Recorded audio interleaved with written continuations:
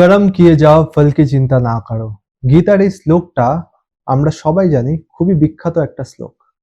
এই শ্লোকটার মানে আমরা কতটা বুঝি ঠিকভাবে বা কতটা বুঝি না, সেই বিষয় আজকের এই ভিডিওটা। আজকে তুমি ভেবে দেখো এই বিষয়টা মানুষেরা কিভাবে দেখছে বা সাধারণ মানুষজনরা কিভাবে এই ব্যাপারটাকে বুঝছে। এই বিষয়টা নিয়ে অনেকে বলে যে কাজ করব, ফলের চিন্তা করব না। কিরম বিষয়টা? বা কাজ করব, আমি যদি ফলই না পাই তাহলে আমি কাজটা করব কেন? তো মানুষেরা এই বিষয়টা এইভাবে দিচ্ছে কেন কি? এখানে একটা ওয়ার্ড আছে, চিন্তা। তো কর্ম কিয়ে যাও, কাজ করে যাও, ফলের চিন্তা করো না। কিন্তু আদৌ কি এটাই এটার মানে? এই বিষয়ে আজকের এই ভিডিওটা দেখতে থাকো শেষ অবধি। তাহলে এই শ্লোকটার আসল মানে কি? এই শ্লোকটা আমরা আরেকবার ভেঙে ভেঙে বুঝি। কর্ম কিয়ে যাও মানে তুমি তোমার কাজ করে যাও, ফল কি চিন্তা না করো, ফলের চিন্তা করো না। ফলের চিন্তা করো না, এই অবধি আমরা শ্লোকটাকে কিন্তু কমপ্লিট করে ফেলছি। কিন্তু এটার পুরো মানেটা হচ্ছে ফলের চিন্তা করো না, কেন কি ফল তোমার হাতেই নেই।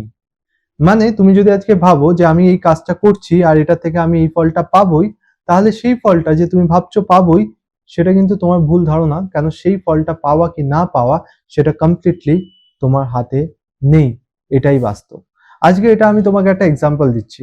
তুমি আজকে ভাবতেই পারো যে আজকে আমি সেভিংস করছি, আমি জানি যে এটার রেট অফ ইন্টারেস্ট আমি পাবোই পাবো, তো আজ থেকে 10 বছর পর গিয়ে আমি এই মোটা টাকাটা কিন্তু আমি পাবোই। তো আমি রোজ অল্প অল্প করে ইনভেস্ট করছি, মানে আমি আমার কর্ম করে যাচ্ছি, তো এটার আমি ফল পাবোই। তো এটা অবশ্যই ক্যালকুলেটিভ, এটা তোমার পাওয়ার কথাও। কিন্তু এর মাঝে যদি কোনো রকম কিছু ঘটে, কোনো অ্যাক্সিডেন্ট ঘটে যার দ্বারা তুমি এই পৃথিবীতে নেই, তাহলে কি তুমি ফলটা পাবে? পাবে না। তো তোমার হাতে অবশ্যই ফল পাওয়াটা বা না পাওয়াটা কখনোই নেই, সেটা কিন্তু বদলাতে থাকে। তাহলে কি বিষয়টা বুঝতে পারলে?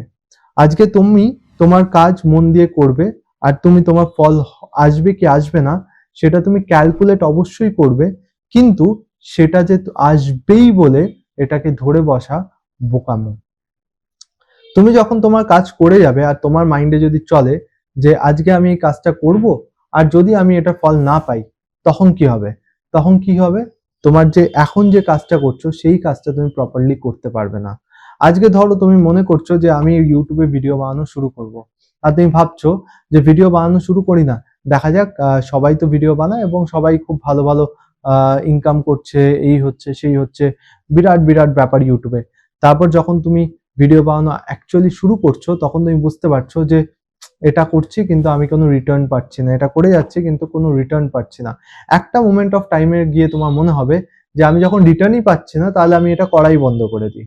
তার মানে তুমি ফলের চিন্তা করে তুমি কাজটা করছো, আর যখন তুমি ফলের চিন্তা করে কাজটা করছো তখন তোমার কাজটার মধ্যে কনসিস্টেন্সি ল্যাক করবে, তখন তোমার সেই কাজটার প্রতি ডেডিকেশন ল্যাক করবে। কথা হচ্ছে তুমি কি কাজটাকে ভালোবেসে করছো? তুমি কি কাজটা নিজের জন্য করছো?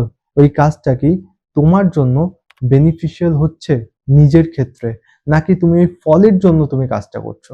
যদি তুমি ফলের জন্য কাজটা করতে থাকো তাহলে অটোমেটিক্যালি বুঝে নাও যে ফলটা কিন্তু তোমার হাতে নেই।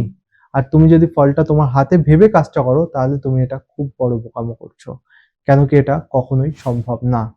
এবার আমরা বোঝার চেষ্টা করব যে যদি ফল আমাদের হাতেই না থাকে তাহলে আমরা কাজ করবোটা কেন। এই বিষয়ে কথা হবে নেক্সট পার্টে। তো এখন বিষয়টা হলো, ফল যদি আমাদের হাতে নাই থাকে তাহলে আমরা কর্ম করব কেন? ভেবে দেখো, আজকে তুমি যদি এটা ভাবো যে আজকে আমার গোলস গুলো আমার হাতেই নেই আর তার জন্য আমি কোনো কাজ করব না, তো তুমি যদি কাজ না করো তাহলে তো ডেফিনেটলি তোমার হাতে কোনো গোল নেই। অ্যাটলিস্ট আমরা গোল কি হতে পারে সেটা আমরা অ্যাজিউম করতে পারি, সেটার উপর বেস করে আমরা কাজ করতে পারি। আর সেই কাজটাই আমাদের কিন্তু ধর্ম। কেন বলা হয় কর্মই আমাদের ধর্ম?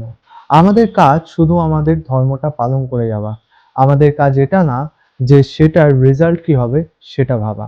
আজকে রেজাল্ট কমপ্লিটলি আমাদের হাতের বাইরে।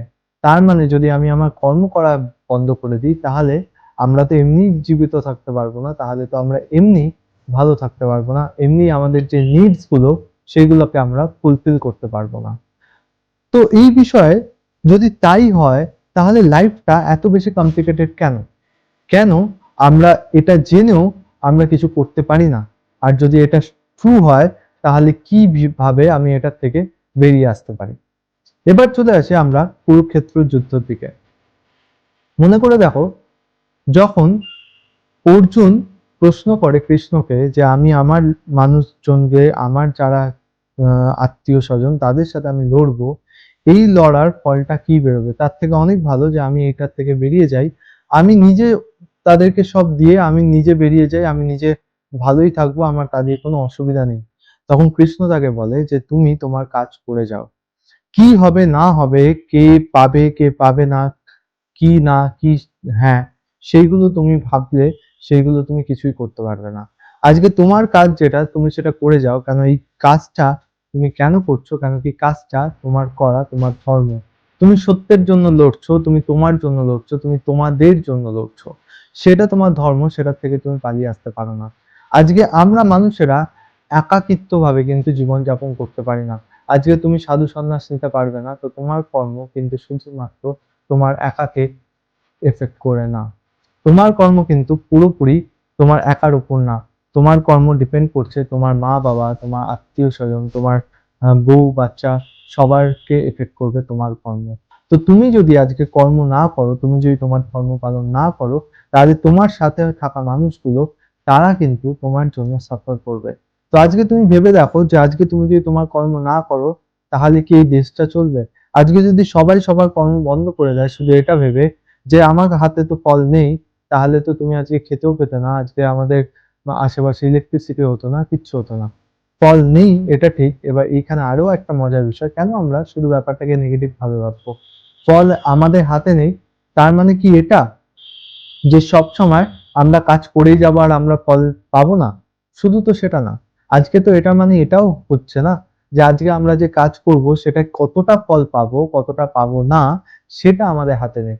আজকে এমন অনেক কিছু হয় যেটার জন্য হয়তো আমরা কিছুটা এফর্ট লাগিয়েছি, কিছুটা কাজ করেছি, সেটার এগেনস্টে আমরা হয়তো অনেক বেশিও ফল পেয়েছি। আর এমনও কিন্তু কখনো হয়নি যে আমরা কাজ করেই গেছি কোনো কাজেরই আমরা ফল পাই না, সেটাও কিন্তু না। হ্যাঁ, তুমি যদি আজকে এই আশায় করে রেখে দাও যে আমি এই কাজগুলো করেছি, আমি কোনোটারই ফল পাচ্ছি না, আমি কন্টিনিউয়াসলি কাজ করে যাচ্ছি, তাহলে বোঝো তুমি তোমার কর্ম কিন্তু ভালোভাবে পালন করছো না। তুমি তোমার কর্ম, তোমার যেটা ধর্ম, সেইটা কিন্তু তুমি নেগলেক্ট করছো। কেন নেগলেক্ট করছো? তুমি শুধুমাত্র কর্মের সময় ফলের চিন্তা করছো। তুমি যখন ফলের চিন্তা করা বন্ধ করে তুমি যখন কমপ্লিটলি তুমি তোমার কর্মের উপর ফোকাস করবে, তুমি যখন কনসেন্ট্রেশন দেবে নিজের কর্মের প্রতি, তখন দেখবে তুমি যে কাজগুলো করছো সেটা 10টা কাজ করলে হয়তো কয়েকটা কাজের ফল তোমার মনের মতন হবে না, আবার কয়েকটা কাজ হবে যেগুলো তোমার মনের মতন হবে, আবার কিছু হবে যেটা তোমার ভাবনারও বাইরে তুমি ফল পাবে, যেগুলো হয়তো তোমাকে এত বেশি কিছু রিটার্ন দেবে যেটা তুমি কল্পনাও করতে পারো না। তো এই জিনিসটা আমাদের কাছে সবসময় আনএক্সপেক্টেড থাকে, আর এই আনএক্সপেক্টেড বিষয়টাই কিন্তু আমাদের লাইফটাকে আরো বেশি সুন্দর করে তোলে, আমাদেরকে অনেক কিছু বুঝতে সাহায্য করে, অনেক কিছু রিয়েলাইজ করতে হেল্প করে। তো এই বিষয়টার প্রতি আমাদের দরকার হচ্ছে অ্যাকসেপ্টেন্স। তো অ্যাকসেপ্টেন্স আমরা কি করে বাড়াবো? অ্যাকসেপ্টেন্স বাড়ে আমাদের নলেজের থেকে, অ্যাকসেপ্টেন্স বাড়ে হচ্ছে গিয়ে আমাদের সেলফ রিয়েলাইজেশন থেকে। তুমি যখন মেডিটেট করবে, তুমি যখন নিজেকে সঠিক প্রশ্ন করবে, তখন তোমার মধ্যে অটোমেটিক্যালি অ্যাকসেপ্টেন্স বাড়বে। তুমি যখন সেই জিনিসগুলোকে প্রশ্ন করে বুঝবে যে এটার বাইরে আর তোমার হাতে কিছু করার নেই, সব জিনিস আমাদের হাতে থাকে না, কিছু জিনিস আমাদের হাতের বাইরে থাকে, যখন তুমি সেটা বুঝেই যাবে তখন কিন্তু তোমার সেটা একসেপ্ট করতে সুবিধা হবে। আমরা তখনই জিনিসগুলো একসেপ্ট করতে পারি না যখন সেই জিনিসগুলোর প্রতি আমাদের পুরোপুরি নলেজ থাকে না। যখন আমাদের মনে হয় যে এই জিনিসটা আমার হাতে বাইরে বলে মনে হচ্ছে কিন্তু হয়তো আমি এটা আমার হাতের মধ্যে আনতে পারি, তখনই আমাদের একসেপ্টেন্স ল্যাক করে। যখন আমি জানি যে এই জিনিসটা আমার হাতে কোনোদিন ছিল না, না কোনোদিন থাকবে, এটা আমার কিছু করাই নেই, তখন অটোমেটিক্যালি আমাদের একসেপ্টেন্স কিন্তু বাড়তেই থাকে। তখন আমরা বুঝতে পারি যে এই জিনিসগুলো আমি এইভাবে করব, এই জিনিসগুলো আমার ধর্ম, এটাকে আমাকে এইভাবে পালন করতে হবে, আর এটার এগেনস্টে কি হবে কি হবে না সেইটা কিন্তু কমপ্লিটলি আমার হাতে নেই। তো কলম কিয়ে যাও, ফল কি চিন্তা না করো। আশা করি আজকের এই ভিডিওটা ভালো লেগেছে। ভিডিওটা খুবই ছোট, আশা করি তোমরা বুঝতেও পেরেছো। আর যদি তোমাদের কাছে বিষয়টা ক্লিয়ার হয়ে গিয়ে থাকে তাহলে অবশ্যই ভিডিওটাকে একটা লাইক করে দিও, আর দেখা হবে পরের ভিডিও।